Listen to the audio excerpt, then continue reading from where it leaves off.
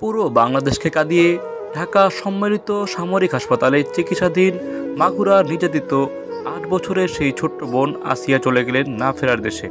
ইন্না লিল্লাহি ওয়া ইন্না ইলাইহি রাজিউন।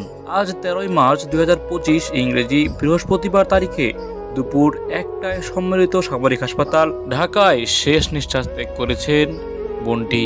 সম্মিলিত সামরিক হাসপাতাল সিএমএইচ এর সর্বাধুনিক চিকিৎসা ব্যবস্থার প্রয়োগ এবং বিশেষজ্ঞ চিকিৎসকদের সর্বোচ্চ প্রচেষ্টা সত্ত্বেও তাকে বাঁচানো সম্ভব হয়নি।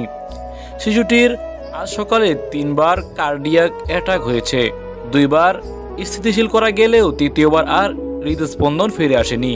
উল্লেখ্য, গত ৬ মার্চ বোনের বাড়িতে বেড়াতে গিয়ে ধর্ষণের শিকার হয় বোনটি। গত ৮ই মার্চ শিশুটিকে সংকটাপন্ন অবস্থায় ঢাকা সিএমএইচ এ ভর্তি করানো হয়। সর্বোচ্চ চিকিৎসা দিয়েও বাঁচানো যায়নি বোনটিকে। আসিয়ার মৃত্যুতে শোক প্রকাশ করেছেন অন্তর্বর্তীকালীন সরকারের প্রধান উপদেষ্টা ডক্টর ইউনূস এবং দ্রুত বিচার করে শাস্তির আওতায় আনার নির্দেশ দিয়েছেন। শোক প্রকাশ করেছেন বাংলাদেশ সেনাবাহিনী। এভাবেই অকালে ঝরে গেল আরেকটি প্রাণ। আদৌ কি বিচার হবে আসিয়াদের খুনিদের? বারবার কি পার পেয়ে যাবে তারা? তাই জনসম্মুখে সকলের সামনে এনে ফাঁসির দাবি করেছেন জনগণ। নুরুল ইসলাম নয়ন, দিনাজপুর নিউজ।